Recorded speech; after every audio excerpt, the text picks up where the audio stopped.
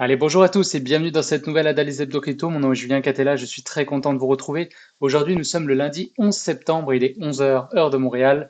On se retrouve comme chaque lundi pour analyser les marchés crypto ensemble. Alors, cette semaine, eh bien, comme vous voyez, on commence dans le rouge. On a, là, si on regarde sur le côté, à peu près tout qui est dans le rouge, hein, finalement. On a quand même des baisses assez significatives sur des gros projets. On parle de d'XRP par exemple à moins 5% présentement. On a tout le secteur du gaming qui est en train de descendre également. On a des gros projets comme Arbitrum qui est en chute de 9% aujourd'hui.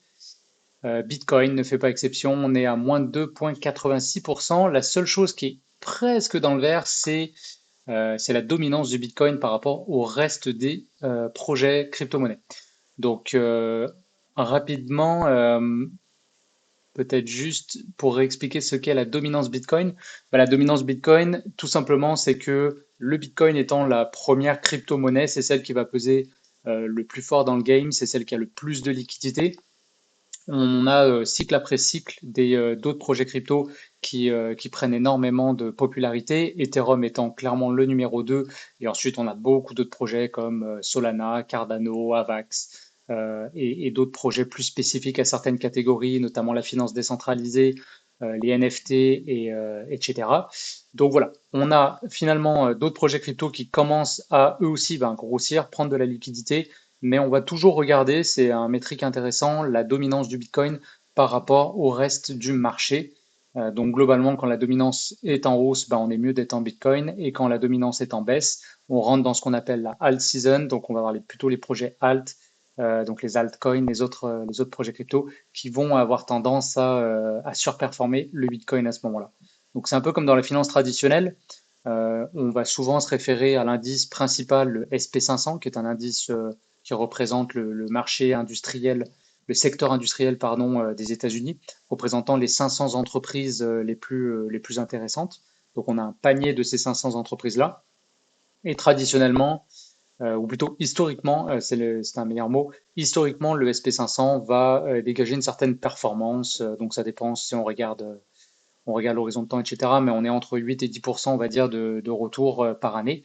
Donc, si on veut battre le marché, eh bien, il faudrait battre cet indice-là, sinon ça n'a aucun intérêt de faire des allers-retours et de faire de la spéculation sur des entreprises plus précisément. On va tout simplement acheter du SP500 et on va s'exposer à la performance du marché américain. C'est un peu pareil finalement en crypto-monnaie, ça veut dire qu'on pourrait juste acheter du Bitcoin et basta, on expose nos investissements à tout le marché de la crypto-monnaie. Mais l'idée, c'est aussi un peu de timer les cycles dans lesquels finalement le Bitcoin devient un petit peu moins intéressant comme investissement par rapport aux autres projets. Et à ce moment-là, eh bien, ça peut être de faire pivoter un petit peu son portfolio, ses investissements, ou voilà, ou tout simplement de panacher, tout simplement si on veut avoir moins à timer justement avec précision ces choses-là qui peuvent demander beaucoup plus de connaissances et c'est assez difficile à faire en fait, hein, même avec les connaissances, il y a toujours une part de chance. Ça, il faut en être bien conscient. Il y a beaucoup de choses qu'on ne maîtrise pas. Donc, ça peut être tout simplement, au début du cycle, peut-être avoir un peu plus de Bitcoin. Quand on commence à avoir un Bitcoin qui a bien performé, on sent que la dominance est en train de se retourner, on dégage certains profits qu'on a pris sur le Bitcoin, on l'investit sur les autres projets crypto, et à ce moment-là, on est plus exposé sur les alts. Et quand on arrive ensuite en fin de cycle, ça peut être ou d'aller complètement vers du stablecoin si on veut sécuriser nos plus-values, ou de retourner vers le Bitcoin, puisque le Bitcoin fera une correction qui sera moins importante en pourcentage que le reste du marché. Voilà. Donc petite intro là-dessus. Alors, le Bitcoin, on va retourner dessus. On se met en weekly comme d'habitude. On voit qu'on est toujours, toujours, toujours au même endroit. On est sur un point critique. Donc voilà, il va être important de défendre ce niveau-là. On voit que ça fait quand même une, deux, trois, quatre semaines, cinquième semaine consécutive qu'on est sur ces niveaux-là. Là, a priori, on est descendu même un peu plus bas que les 4 semaines précédentes. On est toujours au-dessus de notre 24 800 et plus précisément aussi de notre pivot des allez, 24 500. Donc pour l'instant c'est OK. On est vraiment sur un point d'équilibre. Alors il faut que ça tienne, il faut que ça tienne, et si c'est le cas, on retournera. comme je le dis à chaque fois, vers le pivot des 31 000. Honnêtement, si on retourne vers le pivot des 31 000, ça va être un setup explosif, je vous le dis tout de suite pour la suite. Et si on descend en dessous des 30, pardon, en dessous des 20, qu'est-ce que je disais tout à l'heure? Je me perds dans les chiffres, 20, allez, 24 500, 25 000. Là, à ce moment-là, comme je l'ai déjà dit également, c'est pas une surprise pour ceux qui suivent la chaîne tous les lundis. On aura à ce moment-là un bear market qui va encore s'éterniser. Alors, j'ai envie de parler de mindset aujourd'hui parce que je pense qu'en bear market, c'est vraiment un point clé. C'est ce qui fait que vous allez tenir sur vos investissements et c'est ce qui fait que vous allez pouvoir faire certains moves qui vont vous permettre d'aller chercher plus de performance sur le prochain bull run. Donc les bear markets, c'est toujours des points un peu précis sur lesquels on est vraiment challengé par rapport à notre psychologie. Donc si c'est votre premier bear market en crypto-monnaie, il est normal que vous ayez un peu des sueurs froides, que vous demandiez si vous avez fait la bonne chose, est-ce que vous avez investi dans les bons projets. Euh, Si c'est votre deuxième ou troisième bear market ou quatrième si vous êtes un OG, vous savez que c'est comme ça que ça se passe. On a un moment donné où ça débuzz, on va avoir vraiment une capitulation du marché, les investisseurs vont complètement se désintéresser de la crypto-monnaie, on va réentendre le narratif que c'est des scams, tout ça c'est une pyramide de Ponzi. Bon là je vous dis des gros titres des journaux, hein, je n'invente pas des mots, c'est vraiment les propos qu'on entend autour de nous, dans les médias, etc. Donc vous allez entendre tout ça. Donc à ce moment-là, plus que jamais, il est vraiment crucial de vous intéresser aux fondamentaux et de revenir à la raison pour laquelle vous étiez intéressé à la crypto-monnaie. Si vous êtes rentré en tant que pur spéculateur, sans avoir analysé la dynamique des marchés crypto-monnaies, c'est sûr qu'en ce moment, vous devez pas vous sentir très bien. Si vous avez vraiment essayé de comprendre ce qu'était la crypto-monnaie, quels étaient les enjeux de la blockchain, qu'est-ce qu'elle essayait de régler dans notre société, quels étaient tout le potentiel qui pouvait se présenter je vais y arriver, cette technologie disruptive, à ce moment-là, on est déjà dans un autre état d'esprit. Donc, il est important de choisir des bons projets, surtout en bear market, d'accord? Il y a un moment du bull run, quand on va partir dans l'euphorie et tout va monter, vous pouvez acheter presque n'importe quoi, vous allez faire de l'argent. Globalement, si vous avez un bon money management, vous mettez des stop loss, vous faites une approche plus trading court terme, il y a moyen de faire de l'argent même avec des projets de merde. Je ne vais pas vous mentir. Mais là, on est à un moment du marché, à un moment du cycle ou plus que jamais, il est vraiment, vraiment important d'être sur des projets qui soient solides, parce qu'on va avoir des projets qui vont mieux tenir. Et pour ça, vous avez deux façons de le faire. La première, c'est d'analyser les fondamentaux des projets, donc de faire vos recherches. Et le deuxième, c'est d'analyser les prix. Donc là, ça fait une semaine ou deux que je parle d'Injective. Moi, quand je regarde Injective, je vois un prix là qui me montre qu'il y a énormément, énormément de gens intéressés sur ce projet-là. Donc ça peut être voilà bon, après c'est toujours intéressant de faire la recherche, de comprendre pourquoi ce projet il tient bien, est-ce qu'il y a quelque chose de particulier. Mais si vous faites vos recherches en partant déjà de ce premier constat visuel que le marché il tient extrêmement bien la baisse, à ce moment-là on a vraiment une bonne approche pour déterminer les projets crypto qui sont intéressants. On voit là Optimism, tiens, il vient de repasser dans le vert. Optimism, c'est pareil, il tient extrêmement bien la baisse. Optimism étant un projet de Layer 2, donc c'est pour le scaling d'Ethereum. Si ça vous intéresse, dites-le moi en commentaire, je ferai une vidéo là-dessus. Mais pour moi, on va dire, c'est une catégorie de projets crypto qui va exploser sur le prochain bull run. C'est un pari que je prends. Arbitrum a l'air de beaucoup moins bien se comporter qu'Optimism. D'ailleurs, j'aurais pas fait nécessairement ce pari il y a quelques mois, parce qu'Arbitrum était un projet qui semblait avoir un peu plus de potentiel vis-à-vis de certaines métriques, notamment ce qu'on appelle le TVL, donc c'est le Total Value Lock. Il y avait plus d'argent qui était investi sur Arbitrum, sur le réseau Arbitrum. Donc moi, ça me laissait penser qu'il y aurait potentiellement plus de performance. J'ai quand même partagé mon investissement entre Optimism et Arbitrum. Et aujourd'hui, bien de loin, presque, j'ai envie de dire, mon investissement sur Optimism se comporte beaucoup, beaucoup mieux. Voilà, tout ça, c'est des choses qui sont importantes à regarder pendant le bear market. Profitez-en pour acheter ces projets-là, puisqu'ils sont en rabais, et ayez la vision long terme. C'est vraiment ça, le bon mindset à avoir quand on est en bear market. Donc finalement, c'est assez simple. Si vous êtes sur un projet vous êtes convaincu que le projet va monter. Quand le projet baisse, vous en profitez pour acheter tranquillement, toujours pareil en DCA, donc dollar cost averaging, on achète tranquillement pour accumuler plus de cette crypto-monnaie-là. Et quand le prix il monte, vous faites rien.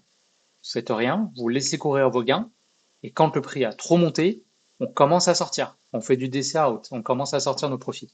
Ça, c'est vraiment une approche, c'est très simple dit comme ça, mais c'est aussi très simple en pratique. La seule chose qui va vous empêcher de le faire, c'est votre psychologie. Si vous êtes dans le rouge, que vous avez peur, vous n'allez pas acheter quand ça baisse. Si vous êtes dans l'euphorie quand ça monte, vous n'allez pas vouloir prendre vos gains. Vous allez vouloir les laisser courir trop et trop et trop. Et je suis passé par là, je sais de quoi je parle. Donc, c'est vraiment important de prendre ce truc-là à contre-pied. Vraiment, c'est la clé du succès pour moi en investissement. Et là, je parle de crypto, mais c'est vrai sur tous les marchés. Donc voilà, là-dessus, ce que je voulais aussi vous montrer, peut-être, c'est un outil aujourd'hui. On va retourner sur Injective parce que vous l'avez vu tracé ici. Déjà la semaine dernière, je pense que je l'avais laissé sur les graphiques sans expliquer ce que c'était. On m'a posé la question, une petite dédicace à Nico, un collègue qui m'a dit ne pas bien comprendre ce qu'était le retracement de Fibonacci. Et voilà, bah, je me donne le défi, Nico, de t'expliquer c'est quoi aujourd'hui en des termes vraiment simples. Et j'espère que tu verras la valeur de cet indicateur-là et que tu puisses ben, l'utiliser toi aussi dans ton analyse technique. Donc je vais l'effacer un instant. Alors vous pouvez le trouver quand vous êtes sur TradingView, ça va se passer juste ici à gauche. Donc dans les retracements, alors il y a plein de types de retracements, il y a le retracement de Gann aussi qui est bien connu, et le retracement de Fibonacci. Moi je l'ai mis ici dans mes raccourcis. Alors comment on le trace? Première chose à faire, c'est de déterminer si on est dans une tendance haussière ou dans une tendance baissière. Donc ici, moi je vais tracer sur cette tendance haussière-là, d'accord? Et ensuite, sur cette tendance-là, je vais analyser quel est mon point le plus bas et mon point le plus haut, ce qu'on appelle un swing low et un swing high. Donc le swing low, il est ici, d'accord? C'est le point le plus bas, ou alors là, je remonte beaucoup plus loin, mais là, on était plutôt dans une phase de consolidation. Donc moi, je m'intéresse vraiment à cette phase de hausse en me disant, je vais peut-être, j'aurais dû le dire tout de suite, ça sert à quoi le retracement de Fibonacci? C'est tout simplement de déterminer des points d'entrée sur lesquels il est intéressant d'acheter. Donc quand je parle de DCA, on peut faire un DCA bête et méchant, tous les lundis, je mets 100 dollars, je dis n'importe quoi sur la crypto-monnaie, ou alors on peut essayer d'optimiser ce DCA. Et comment on fait pour optimiser? C'est-à-dire qu'on débloque ces sommes-là d'investissement sur un calendrier qu'on a déterminé avant, mais on va rentrer sur le marché sur des points clés. Donc c'est ça qu'on essaie de faire. Alors le point bas, il est ici, et le point haut, il est ici. Ok? Je pense que c'est assez visuel. Donc, hop, je viens de tracer.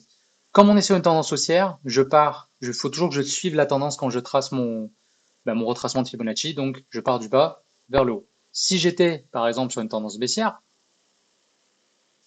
on va regarder par exemple toute cette tendance baissière-là, à ce moment-là, je vais partir du haut et je vais aller vers le bas, tout simplement. Ok?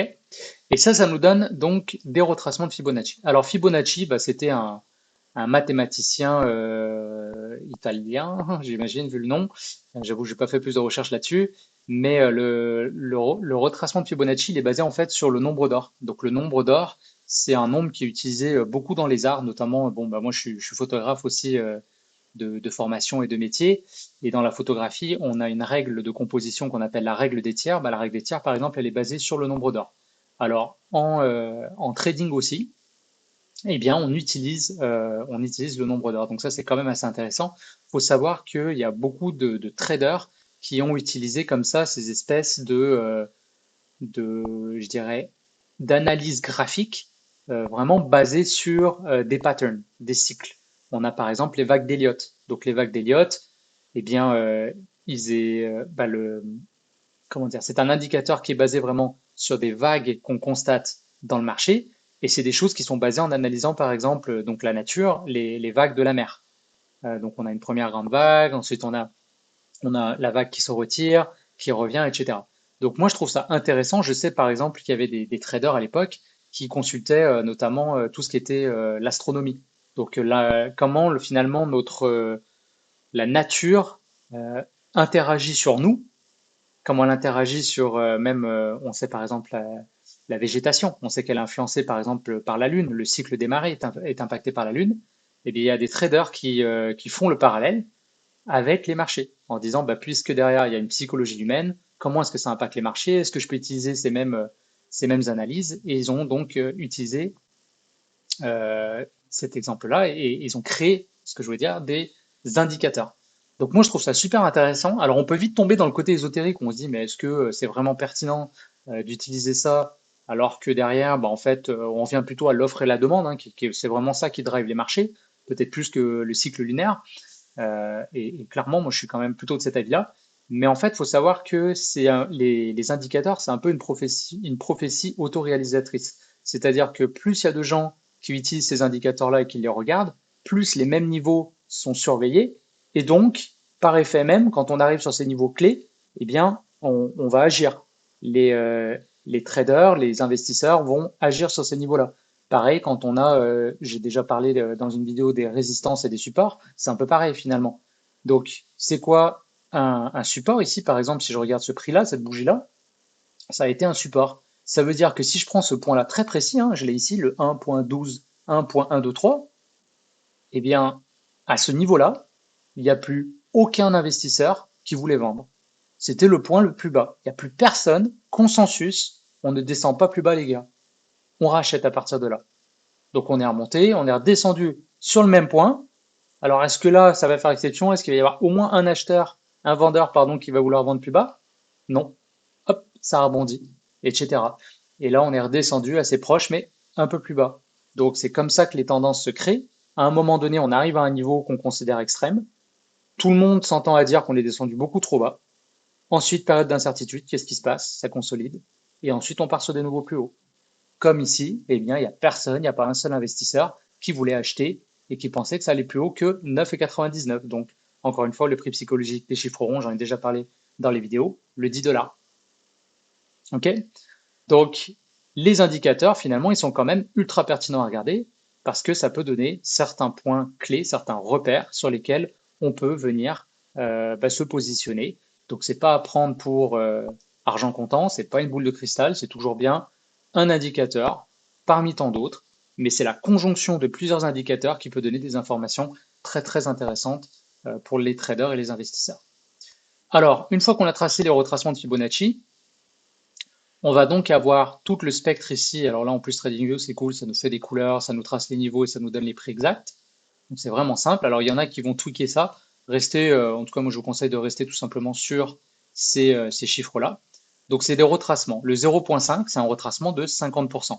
Alors là, vous allez me dire, mais ça n'a pas l'air d'être 50%. Donc je vous rappelle que là, on est sur une vision logarithmique du prix, parce qu'en crypto, ça évolue beaucoup trop vite. Donc si je mets le prix avec une évolution linéaire, à ce moment-là, vous verrez, c'est bien 50% de retracement. Puisque la moitié de 9,99, comme je disais, bah, c'est bien. Non, c'est pas ça. Oui, parce qu'on n'était pas à 0 ici, on était à 1 et 22 et quelques. Donc si vous prenez cette distance-là, vous prenez la moitié en linéaire, on est bien ici. Donc bref, un retracement de 50%. Eh bien, on voit ici, par exemple, que dans la correction, eh ben, il a respecté le retracement des 50. On est remonté, bam, à nouveau, on a même un petit peu enfoncé le retracement, boum, on est remonté. Et là, en ce moment, on est là. Donc pour ceux qui ne sont pas encore rentrés, eh bien ça, c'est des niveaux à regarder. Donc les retracements les plus utilisés quand on est en correction, donc c'est-à-dire tendance haussière, le prix corrige, ça va être ce niveau-là, des 0.382, donc retracement de 38%, et des 0.5, donc retracement de 50%. Ça, c'est deux niveaux sur lesquels vous pouvez rentrer et vous savez que vous avez attendu une correction, vous n'avez pas acheté sur un plus haut, et ça peut être très intéressant. Si jamais on a une correction qui est plus profonde, d'accord, à ce moment-là, on va aller chercher potentiellement retracement de 61,8%. Là, ça va être un très très bon point d'entrée et potentiellement même jusqu'à 0,786, donc 78,6% de retracement. Donc là, ça commence à être balèze. Si on arrive là, honnêtement, c'est parce qu'on est vraiment sur un bear market qui n'est pas terminé. Il va y avoir encore de grandes fluctuations avant qu'on reparte au nord. Mais voilà. Donc, plus la tendance est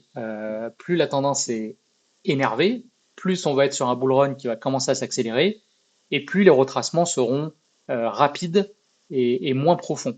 Donc, on ira plutôt chercher, à mon avis, là, si on est vraiment sur une tendance très très haussière, on va aller chercher les 38%, et ensuite on va rebondir tout de suite. 50%, c'est quand même un petit peu plus rare que le 38% qu'on va le chercher, mais ça arrive quand même assez souvent. Et quand on le fait, c'est un très très bon point d'entrée. Donc personnellement, sur Injective, je suis toujours en attente. J'ai hésité à rentrer ici. Vu la configuration du marché actuel, je pense qu'on peut aller chercher un peu plus loin. Donc je vais commencer à faire du DCA sur sur le niveau du 5.59, donc 5.6 par exemple. Et je vais garder quelques cartouches au cas où on aille chercher le 61,8%, donc le 4,56 au niveau du prix du Injective ici. Voilà, donc j'espère que c'était clair. Retenez finalement que c'est un indicateur parmi tant d'autres. Moi, je l'aime bien parce qu'il permet vraiment d'avoir une vision très précise. Parce que si je l'ai pas, là, si je l'enlève, et je vous dis, OK, quand est-ce que je rachète du Injective? Donc là, moi, il y a Supertrend que j'utilise souvent, qui peut être un très bon niveau aussi. Vous avez vu d'ailleurs, il correspondait presque au 60 et quelques pourcents là. Mais si je l'enlève et que j'ai vraiment aucun indicateur, où est-ce que je rachète? Bah, c'est pas évident. Vous pouvez aller chercher, donc oui, il y a les supports et les résistances, donc vous pourriez racheter ici sur la résistance, vous pourriez acheter peut-être ici sur le support, mais donc déjà, il faut les tracer et tout, et ça peut être une très bonne technique. Mais je trouve que le retracement de Fibonacci, eh bien, il donne des points clés vraiment intéressants. Voilà. Donc si je remets le super trend qui est là, donc on voit effectivement que le 61,8% correspond presque à ce niveau-là. Et d'ailleurs, c'est un support historique. Donc ça peut être aussi de dire, bah, je vais tracer hop, une zone, je pars de là, touc, on va chercher ce niveau-là qui a l'air intéressant, on étire un petit peu, on peut même aller chercher hop, jusque là, on voit qu'il s'est passé des choses, clac, et puis ça, ben, je le balance en vert, ça veut dire que c'est une zone d'achat pour moi. Et voilà. Donc ici, je mets des ordres. Voilà, et ben, je pense que ça fait le tour pour aujourd'hui. On est à combien? On est à 22 minutes, excellent. Alors, bah, merci à tous pour votre écoute et pour votre fidélité, pour ceux qui me suivent tous les lundis, ça fait chaud au cœur. Donc, comme d'habitude, je vous invite à mettre un petit like sur la vidéo YouTube, à laisser un commentaire, bah voilà, pour me poser vos questions si vous en avez, et puis à partager bien sûr les vidéos autour de vous s'il y a des gens qui s'intéressent à la crypto-monnaie, à l'investissement, au trading. Eh bien, bah, merci pour le partage. Ça fait encore une fois, ça fait plaisir. Donc, je vous souhaite une excellente semaine. Courage. Je sais qu'on est dans le rouge.